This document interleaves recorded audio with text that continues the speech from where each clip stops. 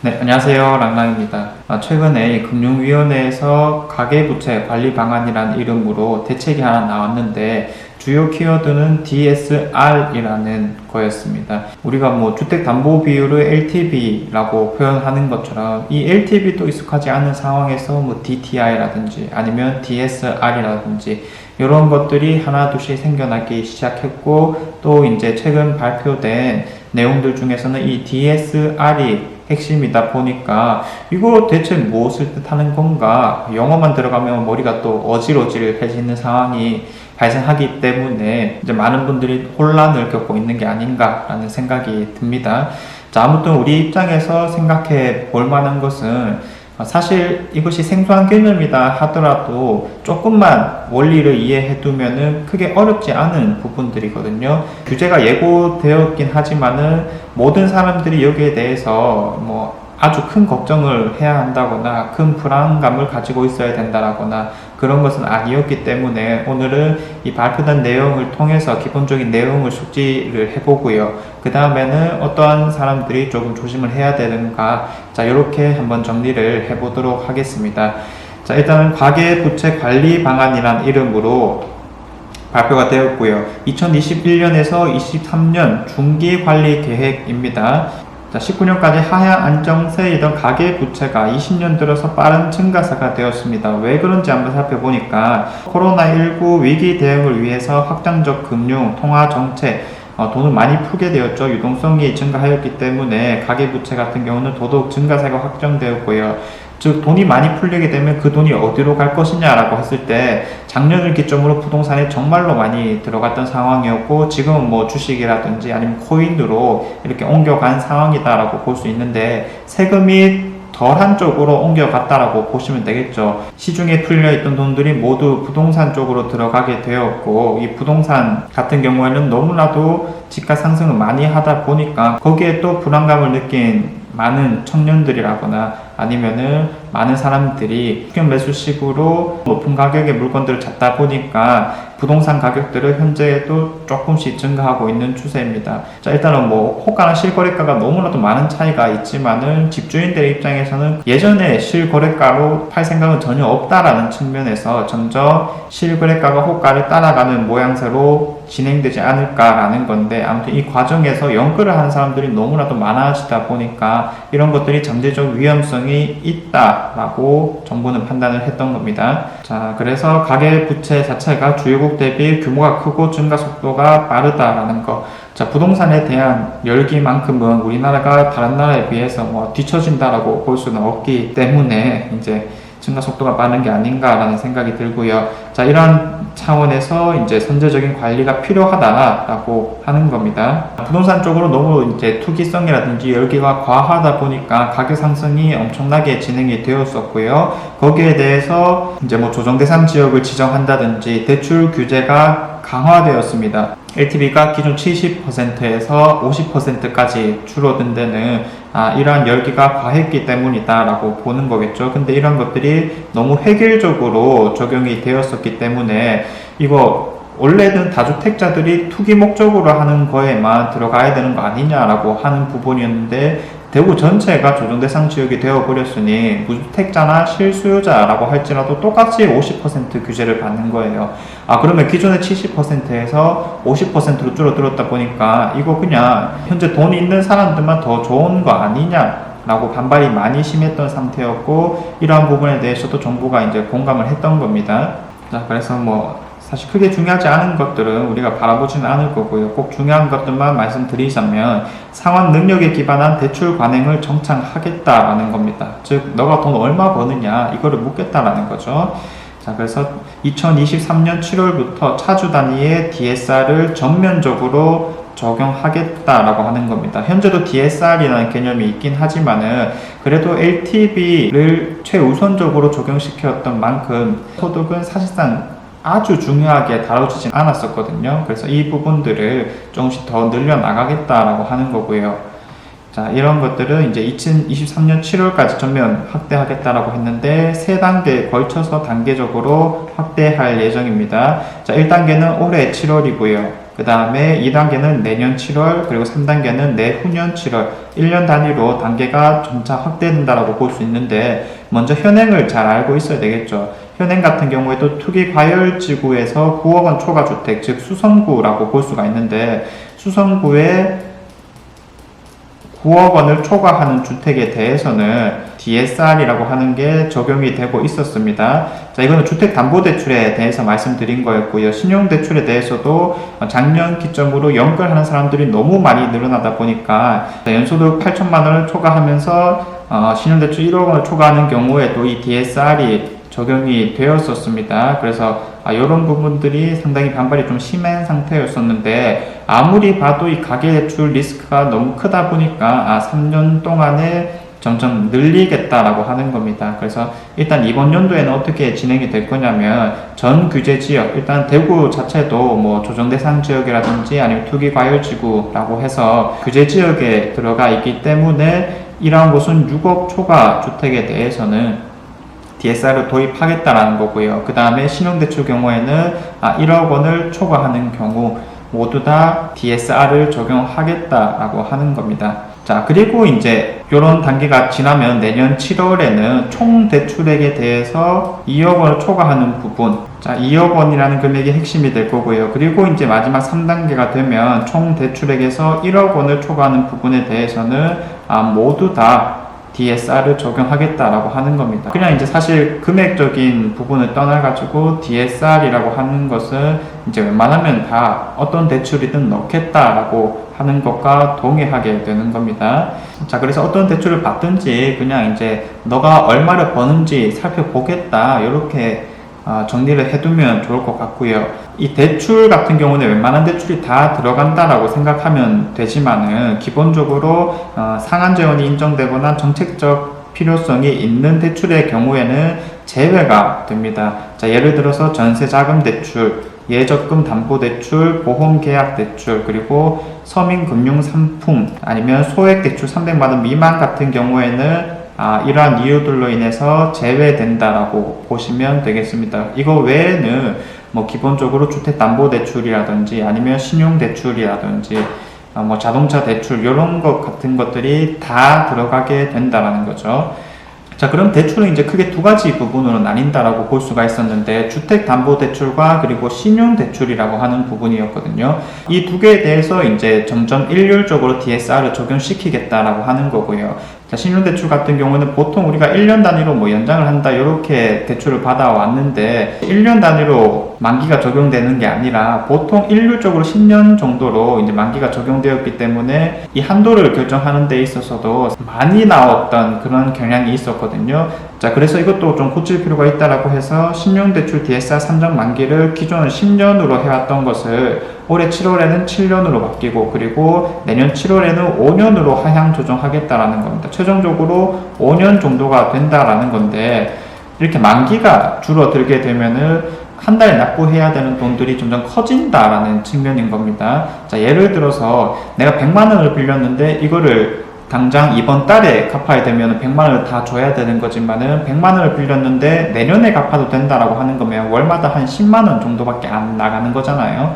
자, DSR을 계산할 때도 이런 부분이 핵심이라고 볼 수 있습니다. 그래서 이 기간이 길면 길수록 DSR을 통해서 대출 한도가 점점 커져 간다라는 측면이 있는 건데, 신용대출 같은 경우는 기존에 10년이 너무 길었다, 그래서 이거를 7년에서 5년, 자, 요거를 순서대로 한번 진행을 시켜 보겠다라고 하는 겁니다. 가계대출이 너무 컸다라고 하는 건데, 신용대출까지 일률적으로 맞는 것에 대해서 좀 너무하다라고 하는 입장도 많이 있는 상태입니다. 자, 그리고 이제 DSR이라고 했을 때, 그럼 결국 너가 얼마 버느냐, 소득이 얼마냐, 이거를 묻는다라는 건데, 사실상 뭐 일반 회사원이라거나 아니면 공무원 정도가 아니면은 소득이 인정되지 않는 경우가 있고요. 특히나 아예 직업이 없으신 분들도 분명히 있으실 건데, 그럼 이런 분들은 아예 대출이 불가능하도록 한 것이냐, 자, 이렇게 이제 생각이 들 수가 있습니다. 자, 그런 분들을 위해서는 다른 요건들을 한번 살펴보겠다라고 하는 거거든요. 자, 소득 파악이 어려움 등을 이유로 대출 심사가 원천 차단되는 사례 방지를 기대하기 위해서, 퇴직자 같은 경우에는 노령연금, 그리고 실직 근로자는 국민연금, 휴폐업 사업자는 건강보험료, 일용 근로자, 소득 예측 모형, 그리고 학생 등은 적금 등을 통해서 또 증빙이 가능하고요. 그 다음에 전업주부 분들 같은 경우는 신용카드 사용 내역이 중요합니다. 뭐 이제까지 아예 없었던 내용은 아니거든요. 자, 어찌됐든 이 전업주부 분들이 가장 많을 거다라는 생각이 드는데, 이 신용카드 같은 경우에는 항상 납부 내역을 꼭 만들어 놓으시길 바라겠습니다. 자, 이때에는 각자 이제 얼마를 사용하냐에 따라서 연소득이 추정되는 거고요. 그 다음에 DSR 40%를 적용했을 때 이 정도 금액까지 한도가 나올 수도 있다. 자, 이렇게 이제 적어 놓은 겁니다. 내 상황에 맞게 이 표를 한번 참고해 보시면 좋을 것 같고요. 자, 대신에 이런 것들이 사실 뭐 기준은 조금 있다 하더라도 제대로 적용이 될까? 은행권에서는 이 대출에 있어서 상당히 보수적일 수밖에 없는 입장이긴 하거든요.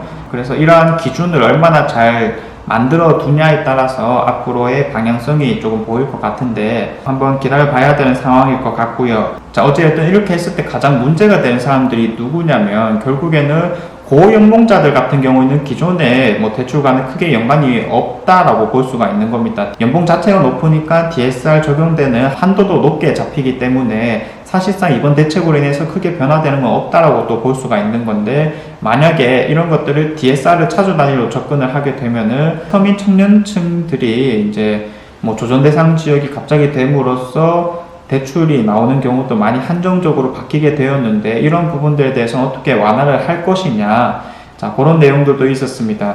자, 현재 소득이 낮거나 장래 소득 증가 가능성이 높은 차주, 특히 청년들에 있어서는 장래 소득 인정 기준을 도입하겠다라고 했습니다. 자, 요거는 좀 이따가 우리가 같이 한번 살펴보도록 하고요. 그 다음에 초장기 모기지도 도입하겠다라고 했거든요. 자, 기존에는 대출이 30년 만기로 나오게 되지만 이렇게 40년짜리로 나올 수 있게 된다면은 아무래도 매달 납부해야 되는 돈들이 적어지다 보니까 DSR 계산을 할 때도 이 한도가 늘어나는 효과가 있습니다.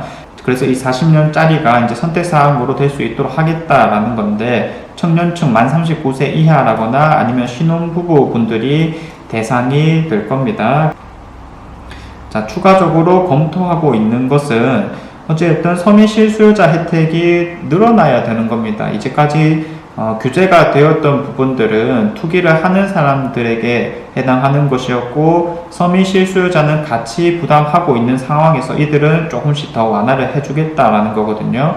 그러면 이제 LTV, DTI 10% 우대, 지금 조정 대상 지역이니까 50%밖에 대출이 안 나오는 것을 뭐 60%라든지 혹은 70%까지도 올려줄 수 있겠다, 이런 내용들이 검토 중에 있는 거고요. 그 다음에 소득 기준을 완화해 주겠다, 뭐 8천만 원 이하 그리고 9천만 원 이하 대상자에게만 나왔던 뭐 정책적 금융 상품들이 좀 더 완화해서 1억대까지 본다든지 1억 1천까지 본다든지 이런 식으로 완화가 될 거고요. 그 다음에 대상 주택 기준 같은 경우에도 수성구 같은 경우에는 6억까지였고 조정 대상 지역은 5억까지 였는데, 이런 것들을 조금 더 완화시킬 수 있겠다라고 하는 겁니다.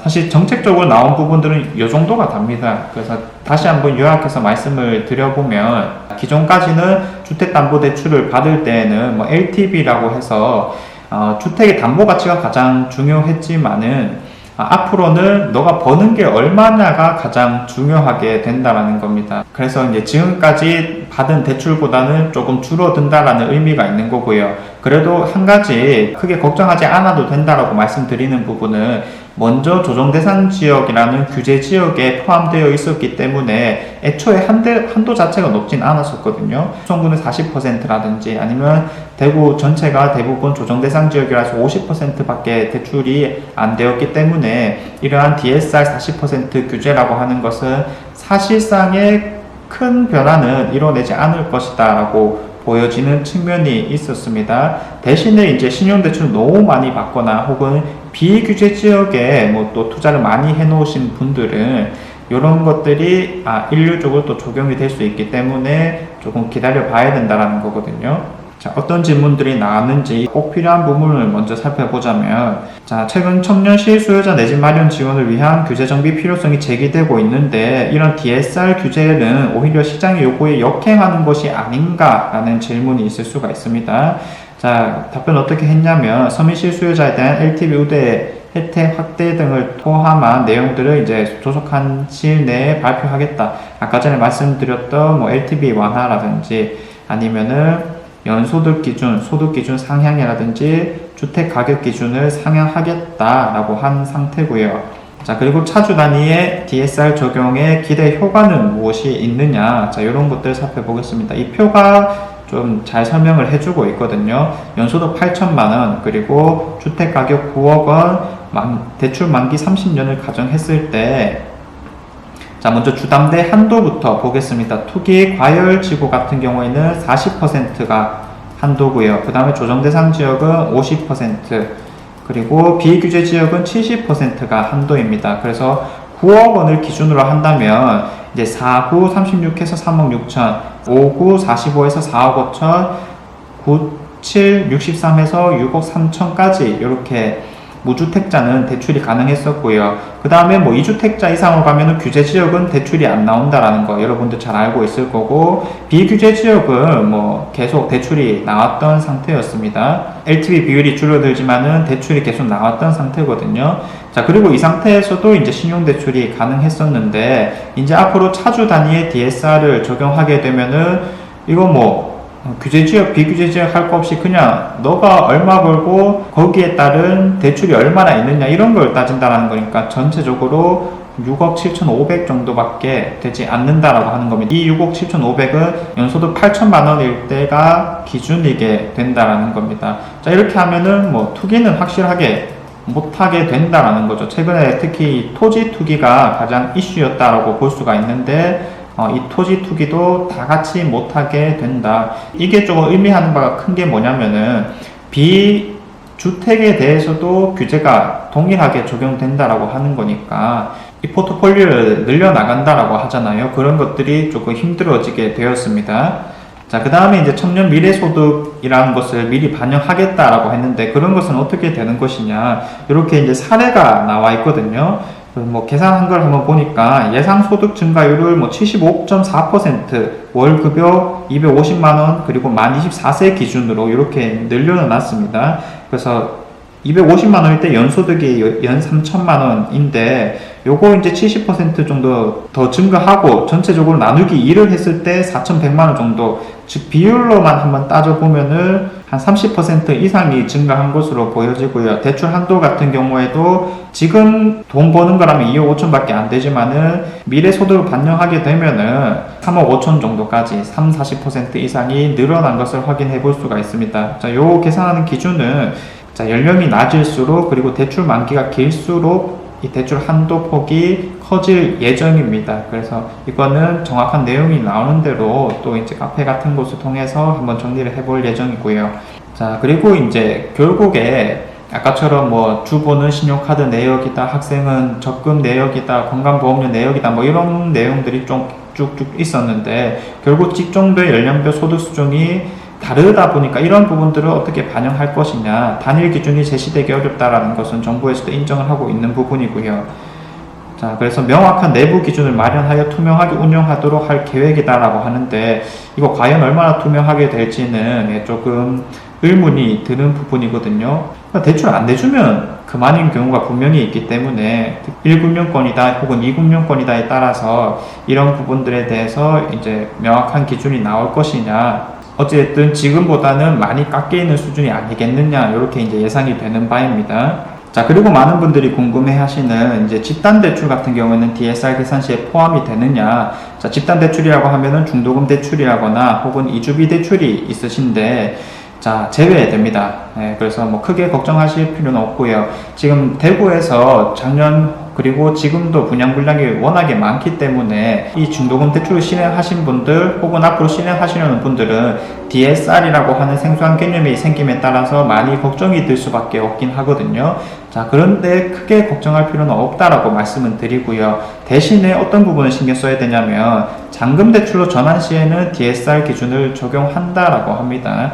역시나 이것도 나눠서 생각해 볼 수가 있을 것 같아요.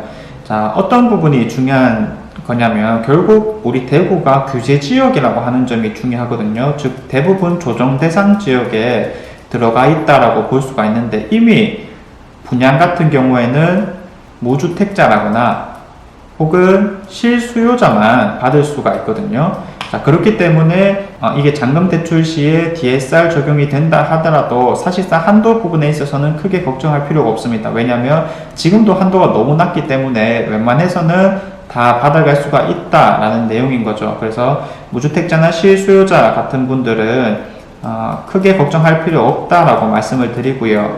그 다음에 자, 그러면 조정대상 지역 지정 전에 많이 받아놓은 다주택자 같은 경우에는 자, 이때는 조금 걱정을 해야 되거든요. 자, 어떤 부분이 있냐라고 하면 분양된 단지별로 조금씩 나뉠 수가 있겠지만은 일단 다주택자는 잔금 대출이 안 된다라고 생각하면 되고요. 이제까지 받은 중도금 대출까지는 잔금 대출이 허용된다라고 했을 때는 이 DSR 40% 규제가 조금 힘들어지게 되는 겁니다. 그래서 뭐 상황에 따라서는 전세로 입주 잔금을 치르려는 경우가 분명히 많을 수밖에 없는 건데, 그런 사람이 많아지다 보면 역시나 전세 매물 늘어나게 되고 전세 가격 떨어지게 되고, 그리고 매매 가격도 일시적으로 흔들릴 가능성이 높다. 이런 측면들을 충분히 생각을 해보셔야 되는 부분입니다. 미리미리 대비를 좀 하셔야 된다라고 볼 수 있겠고요.